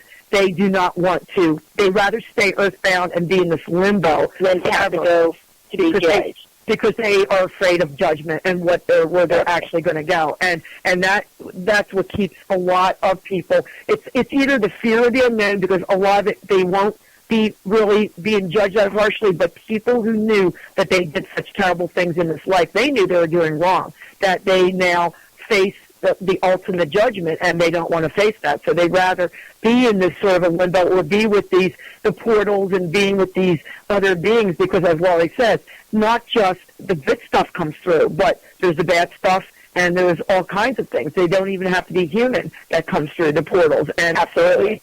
And believe me, we actually have a picture of something that we caught at my friend's house that Laurie, she did not know the picture existed, and when she mentioned that they didn't get into this, that's where I think they got a little bit of that idea for the creature that they did last night, even though he was much bigger in the show last night than what we saw. But she had seen something really horrific, as a small entity, and she said that thing is not human, and it scared the hell out of her. She said, I've never seen anything like this.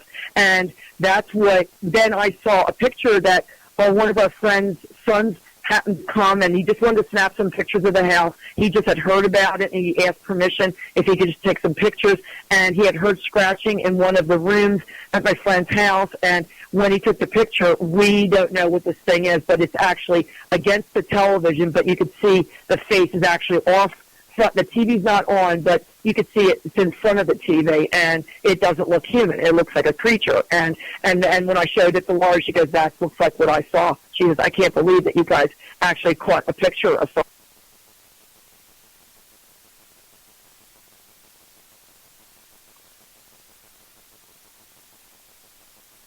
Well, everybody, I think we lost our guest, so if you can just hold on for just a moment. We were working behind the scenes. Tiffany is getting the guest back on, and we should have her in just a few moments. So just bear with us.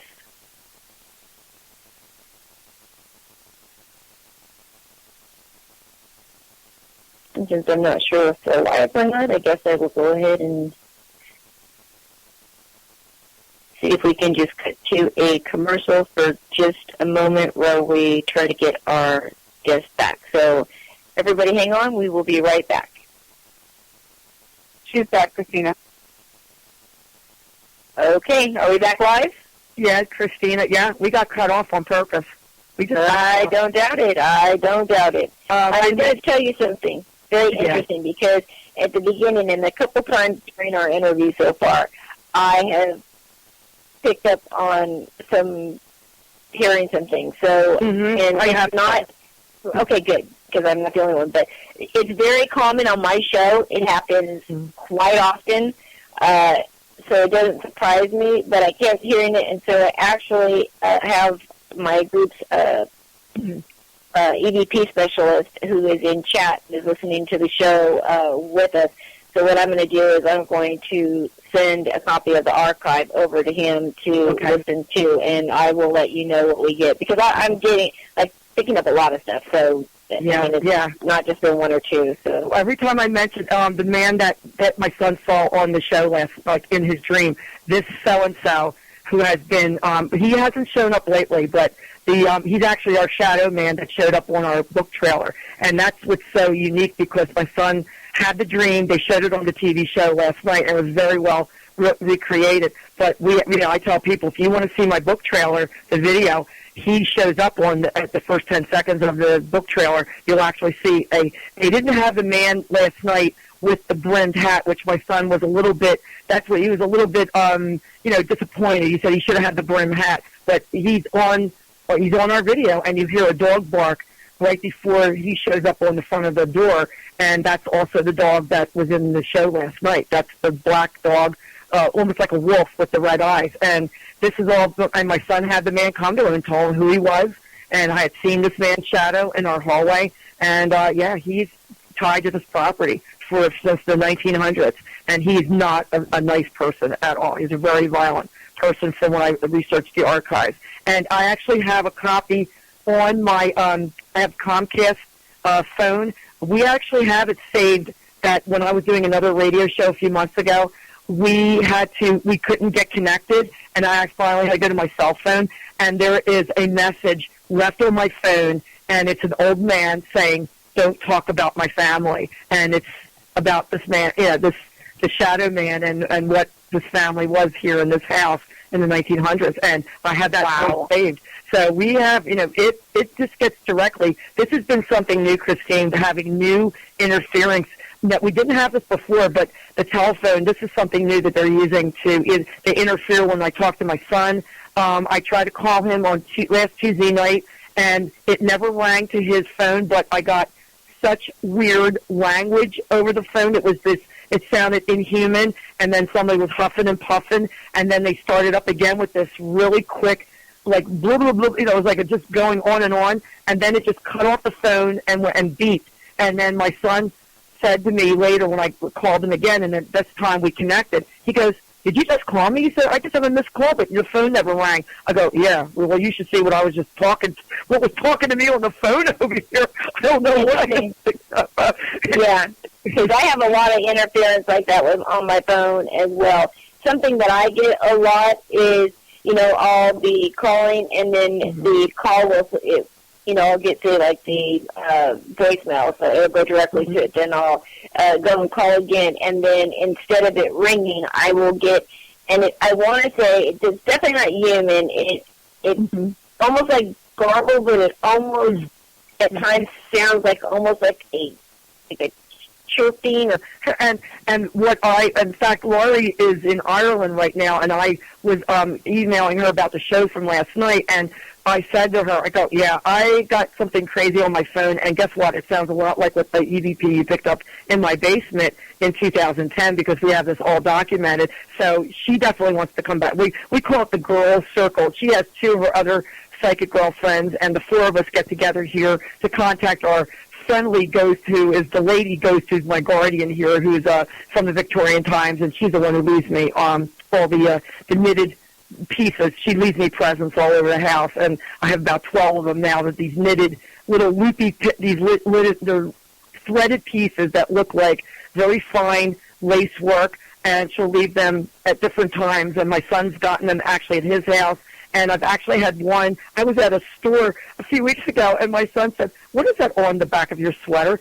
And he had just seen the back of me like we were walking down the aisle. He goes, "That wasn't there a minute ago." And here's this 3-inch long, looped blue, lacy piece that he goes like, "Oh," I said, "That's Marjorie. She is attached. She put that on me. That's Marjorie's work." And that's who we call her Marjorie. And she leaves me presents. And I always feel good when I see this, because she's directly connected with me. She was a caregiver, from what we understand. She's from the Victorian times. She's been seen as an apparition at the front door by a good friend of ours. Happened to see her as she was driving by, saw her at my front door, and said that wasn't human, because she's in between that little bit of space between your storm door and your solid door. And it's amazing. It's an amazing thing, Christine, that there's bad stuff, but then there are the good things that you just kind of live with, and in some ways you're very appreciative, and other things you say, "Why me?" But okay, it's now me that I deal with this, and let me do this the best way. Let me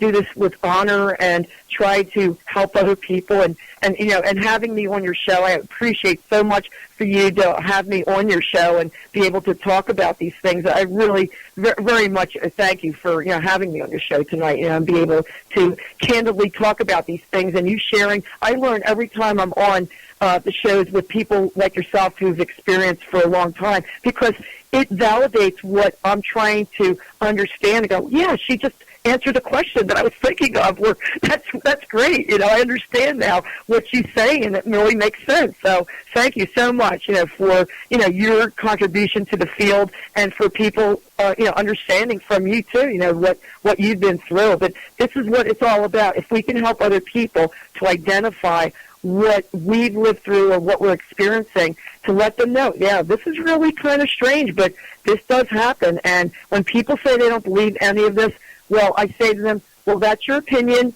and God bless you, send you on your way, but please don't try to say what I've experienced is not real, because I know what I had before, and I know what it is now, and I know this is another type of reality, and this is really real too. This is a very real thing. And I just wish science would catch up with, and I think the more that people are appreciating and understanding and coming forward, that this, science will be more on the front of the frontier, because this is the unexplored territory of what goes beyond this life. And I think more and more scientists are really stepping up and saying, we've got to really seriously investigate this. This is happening to too many people. Too many people are coming out and sharing experiences that are very similar and very common themes, and it goes across the world. Cross-culturally, it's the same exact experiences. So even though you could be a Buddhist, or you could be a Muslim or a Christian or a Jewish person, I've talked to different, and they all have the same kind of experiences. It might be from a different culture view, but it's basically, that's what it is. I did not know. Angels can take all different forms, or other entities, and people have to be aware that this is now the new parody. This is becoming not just something of legends and fables. This is now in the forefront, and this is going to be more. I think it's a very exciting time to be bringing this out, because we are being accepted. Because Christine, if we lived 200 years ago, we would have been burned at the stake at this point. Oh, absolutely. And I've been told in some past lives I have been burned at the stake, so it doesn't surprise me at all. But, that what you said is very, very, true. And I agree. I feel that, within the next 5 to 10 years, it's going to be out in the open. And I don't even know that it's going to be that science is going to, have to step up and say, yes, we agree this exists. I think that, the amount of people who are now having personal experiences and are now coming forward, I think that it's going to be at a point where the majority of people are going to have had some kind of paranormal experience in their life, and people who don't is going to be a minority.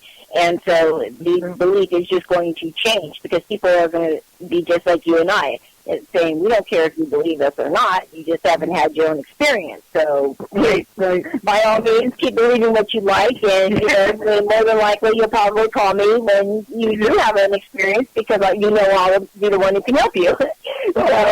We had exactly that. We had my son's former boss, who's still a dear friend of ours, came to my friend's house. He was a skeptic, and he kept hearing some of these stories that were going, you ought to hear this. You won't believe. Well, he came and spent a Saturday to help us do some cleaning, and by the end of the day, he was a believer, because what he experienced there, he said, I don't know where that came from, because we actually have it on film. And he goes, and he was just like stunned. He was absolutely stunned. Like, I kept hearing this, but I'm actually saying this. Go, now, you have your own experience. And he just keeps saying, I remember when that red comb flew over from back of Christopher and hit down on the floor. Like, where did it come from? I go, I said, I have no idea, because we had not seen that comb before. And he experienced things in the basement that it was just crazy. And then he came with another on the shoulder it flew from one of the bedrooms down the hall, hit me on the shoulder. He goes, what was that? We pick it up, and isn't it a guardian angel pin? And it was like, there you go. Oh, my goodness, there you go. Like an angel, and I still have that pin that, can you believe, I go, there you go. You saw that.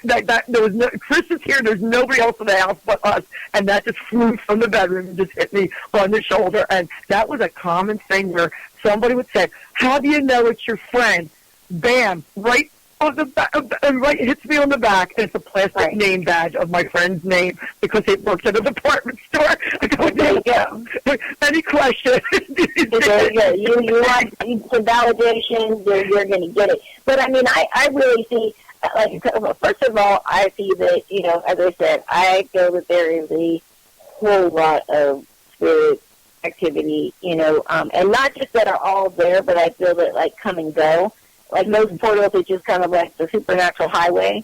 So they come, stay for a while, leave, you know, maybe come back. But I think that, you know, at times it can get worse because you have different types that come in and then it leaves, and so it may change. So it's constantly changing. But I do see that there is, you know, quite a group of them. I would assume, you know, include your friend. But I mean, like I see, when they say, like, you know, your aura, like, you've got this, you know, you're protected, like, I literally see, like, so many people around you that, like, I can't see you in the middle, you know, so you're definitely, they're there to definitely look over you and watch over you. So that, I just feel, and, you know, you are very, very strong, so I don't feel that, you know, you get too shook up by this, again, which I think really irritates more than anything else, because most of the time people are pretty easy to shake, unfortunately, until you get people that have been through this kind of stuff for a while, and you just kind of build up a resistance. And not only that, but just like I tell everybody, it's in our human nature for us to fear the unknown, fear what we do not understand. Once we understand it and we have these answers, you know, these all these questions answered, we no longer have that fear. And so, you know, it's like you're facing it with a whole different outlook. So that's exactly how it's all that is very, very true, what you're saying, because, you know, I feel like it takes a lot to really rattle me now, because after being through so much, but I was also, before that, I didn't scare that easily, but I actually amazed myself. I'm just like, I look back, I go, I'm not really, you know, that doesn't really scare me. Like, I mean, it takes a lot. And my son, he is more of his fear is something happening to me that he's not here to protect me, type of thing. But I said to him when they were moving back to my parents' house after my mom had passed away last year, I said, look, you guys need a place of your own. You were staying with me after you got married. You need to be there. Now that, you know, my mom is gone, I mean, there's a house here. You can rent it from me, but you need your own space. But they were really very leery about leaving me, you know, but I said, look, you're 3 blocks away. I've got really good neighbors next door to me. They're very, very good to me. Everybody watches out for everybody. But he just worried about, I don't want to leave you in the house. Because the night before, they were getting set. They had moved everything into the house, and they spent the last night here. And, you know, we prepared it. Okay, now, you know, tomorrow you're going to, you know, be newlyweds, like you'll be in your own home. And in the middle of the night, we heard a loud bang. Chris comes to my room. He goes, Mom, did you hear that? I go, yeah, what was that? And he gets a baseball bat, which, you know, we still laugh about. And his poor wife, she's staying behind. She goes, I'm not going down with you guys. You know, you guys are the brave ones. So he's got a baseball bat. I'm, you know, going down the steps. I put the light on. I'm set for crying out loud. You know, what is going on down here? And we opened the basement door, and as soon as we put the light on, we saw a shadow figure dart at the bottom of the steps. And he goes, did you just see that? I go, yeah, we know what's down here. So he said, do you still want us to move out? I go, look, it's down there. It's been down there, even though it made the noise now to let us know. I said, you guys have to move. You know, you have to go on with your life. And look, I'll be all right, but I know that if there's something that I can't be here, I can drive right over to your house. And he said, Mom, you know, all you have to do, you have a key. Anytime you ever want to come to the house, if you're afraid to be in the house, you just come over and stay with us. And that's the way we've left it. But, you know, and it's been where he's called me and say, you know, with fear in his voice that he's had and really shook up. And Bill Bean had to go to my parents' house and do a blessing because there was stuff going on there. Because things kind of went with him. And, of course, his wife being that she understands the psychic things and things have attached or she has known that stuff. And it just kind of, you know, perpetuated. But he cleared things there. And it happened to be that it was not even so much of their making, but what had been next door. You know, a woman had committed suicide. This poor thing didn't know she had succeeded because she had tried several other times. She had been dead for 20 years. And when they started gutting the house, they all moved into the basement of my parents' house. That they weren't wanted there. And Bill picked up on this, and he tried to send her on her way, but the husband was a very, very mean person in life. That's why she hung herself to get away from him, the poor thing. And this evil so-and-so had been playing, you know, being really nasty. And as soon as Bill walked in the house, he knew it was right upstairs, and he chased it, you know, and he went after it. You know, and they've made it peaceful and calm for them. But every so often we call the booster. He's got to come and do like a booster shot because they will stay away, but then there's always something that draws them back. You know, there's not a complete, you know, elimination because, as you said, Christina, there's always some type of a pull or something interacts. And if a good spirit kind of comes through, something comes through that's not so nice maybe with it, then they don't mean to do that, but they might not have any control over what, because if they can come through, something else will find an opportunity. Right. And that's just what we have to kind of to learn to deal with. And, you know, for those of us who have psychic abilities, you know, it's not something we can turn off. Okay? And, you know, just as your son, you know, has psychic abilities, obviously, where do you think that he gets it from? You know, he gets it from you. You know, very attracted to you as well.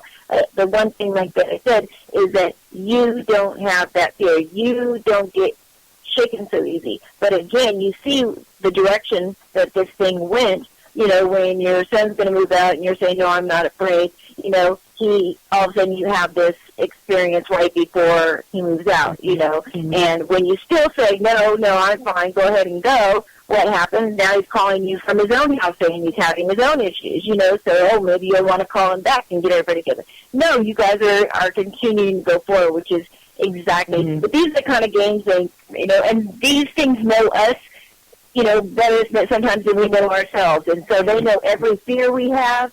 They know that, you know, the best way to get to, you know, a mother's heart is through their children. And if their children are scared or anything like that, you know, this is going to, like, make us collapse. So the thing is that you're gaining a lot of knowledge while you're, you know, going through this experience. You're able to share it, help other people, and learn as you go, you know, to stay strong and be protected. And, you know, there are ways, at least, you know, sometimes you can't get rid of this stuff forever because, again, they can stay away. I had an attachment. I thought it was gone, and, you know, 30 years later, you know, boom, it pops up. But there is no time on the other side. So Right. They don't know till whenever, till they feel that we're the weakest, and then they go on the attack. So that's it's something that, you know, when your abilities are activated and they're here, there's nothing you can do about it other than to, you know, plant your feet on the ground and say, okay, this is what I'm dealing with. This is what I need to do. This is what I need to learn how to protect myself. This is what I need to do as far as to keep my house, you know, cleansed of these kind of things. All of these different things. Now, I tell a lot of people after they have a cleansing and a blessing of their home to then take some, like, jingle bells, you know, that, like, from Christmas time jingle bells, and place them on the doorknobs of any of the doors leading outside. That means sliding glass door or anything like that, but they have to lead directly outside. And it's under the same thought process of a lot of people have wind chimes outside their houses to ward away spirits, same kind of thing. And the bells keep them from crossing over the threshold. Oh, wow, that's really good. Yeah, that's really good thought. Yeah, to do that. It keeps them from following you or your son, things like that. I also, myself, because I am such a strong, you know, psychic, a lot of times before I come into my home, you know, like when I get out of my car and I get to my door, I will literally, like, brush myself off, and I will say that, anything that may be with me, or connected with me, let's stay outside. You are not welcome to cross in, into my home, things like that. And if you make that kind of a routine, it will definitely, that portion, can help. And if, Bill can find, actually where the portals are and close those portals down, that will help considerably. But, at least they're not following you and you're not adding to the pot, so most of them that will help. Yeah, well, it's a continued journey, but as you said, as long as we have, the faith and the knowledge and the awareness of what we're dealing with, Christina, because of the programs that you present, that you have, that it lets other people understand. This is so much knowledge for people to hear tonight. I've learned so much just talking to you tonight, which things we could try, things that I've never heard before. And, this is just really a great opportunity, as they say, for people to know and hear what, you've been through and something, what I could contribute to, for people to understand. And, I can't thank you enough, for taking the time, having me on your show. It's really been such a pleasure tonight, it's like I'm sitting across having a cup of tea with you and talking. It's really been great. Oh, thank you so much. Yeah, I always get some, people that are new and they're always kind of worried about how the interview is going to go. And I always try to say, we would just be like two friends talking on the phone. That's how I try to keep my interviews and make everybody feel very comfortable. Because, again, my stories are my stories, and I did start getting into radio lecturing and things like that. For that reason, was to share my stories and be able to help other people. But, again, for my radio show, there's so many other people out there just like me. I'm nobody special. I just happen to have a radio show and I talk about this stuff. So I bring other people on because I feel like those stories are just as important. And so all of our stories, sharing them, help each other, because I get validation when I hear my guests, have certain circumstances like me, and they went through the same thing. I'm like, oh, okay, great, I'm not alone. Even I sometimes feel like certain circumstances, I'm the only one that goes through it. So it is very important to share all of these kind of experiences, and, our listening audience, can connect and help, or even they may hear some information here, and then they may have a friend that's having some, activity, and they can use the stuff they've heard here to help, the friends around them. So, that's my goal, is at least to, all the craziness and things that I've had to go through, trial and error, all those different things, that I can use that to help other people not, have to go through attacks and attachments and, things like that, but to teach them to, there's a way to control this, there's a way to, it is real, you're not crazy, listen to the kids. and also to warn people, don't fool around with things that you just think are fun, with certain, objects, or, I won't keep a Ouija board in my house. I know people just want to have fun with these, but there are just certain things you might invite that you don't want to even, let's not even go there. Let's not even. Absolutely, yes. That is my, people just, people want, they think it's fun, I wish I was living in a haunted house. I go, well, no, you don't wish you lived in a haunted house, because, till you experience it, whatever it is that my son and his makeup and my makeup, that this, what we were maybe led to, or this is what our situation is now, we are dealing with it in the way we know how, and by having people in our lives that can direct us and keep us out of harm's way. But when people go and actively try to seek it, or try to provoke it and make that part of their life, well, maybe you ought to examine your life to say, why? Maybe I have something emptiness that I need to fill, but don't go filling it with dark entities or things that you invite into your life and you don't have any control over. Then you don't know what you're doing, how you're ever going to get rid of this stuff. So it is a cautionary thing too, Christine, that we are dealing with things, and we're trying to do the best we can to keep on the right path and not be swayed by all, because we're dealing with things that we can get hurt, but they can't get hurt. They're already dead, but they can hurt us, So I would tell people to be very careful where you go. I just from a standpoint of being a restoration artist, I tell people when they go into these older homes or these factories and places, please wear protective gear or wear a mask, or you don't know what asbestos or what lead paint or what's in the air or what you're breathing in, or, if you get scratched, you can get an infection. Be very, very cautious, like where you go, or if you're trespassing, or, if you're stepping into, an area which is really unsafe. Just be so cautious, because, you might think this is fun, but it could be very, very dangerous, so. Absolutely. Yeah, tell people where you're going, or have some people that you're with that don't go alone to these places, because I've been invited to go on, investigations, and I don't go on any of the things because I already have a haunted situation. I don't need to go seek anything else out. Thank you. No thanks. I don't want to go investigate. You've got a whole house full of investigators right in front of you. You don't need to worry about any of that. All right, well, well, thank you again so much, Anita, for coming on the show tonight. It's always a pleasure, and, I'd love to actually have you on again once your sequel book comes out, so make sure to keep me updated and get me a copy of the book, and we'll have you on again and talk about that one. I can't wait to go over all of that as well.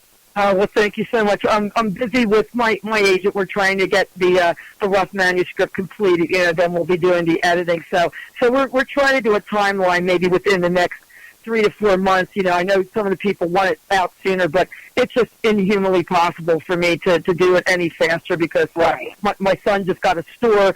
He's running a miniature hobby store, and I just got over the shingles 2 months ago, so it's just been, hadn't been well, but I'm back on track now. Now that the holidays will be finished with, and we'll be working on the sequel and getting because we want to have pictures this time in the book, and we have some really good things that we would like to include some photos, and if we can do that, we're going to do that. But I want to thank you so much again, Christine, for having me on your show. I love having a conversation with you because, as I said, I learned so much by talking with you, not just what people can maybe get from what I have to offer, but also, what the hosts, they've been through so much and they have so much to offer. But I just want to wish you a happy new year, a healthy one, and to you and your loved ones, and all the best to you. Well, thank you so much. All right, everybody, I want to wish all the listeners as well have a very happy new year, and we will see you next Monday, same time. We've got some great lineups, some great topics, so we'll all see you then. And again, thank you so much, Anita. We'll connect everything where you can find her book over on the Paranormal Connections page, so we'll put those links up. So make sure to get her book and check it out. All right, thank you so much. Good night, everyone.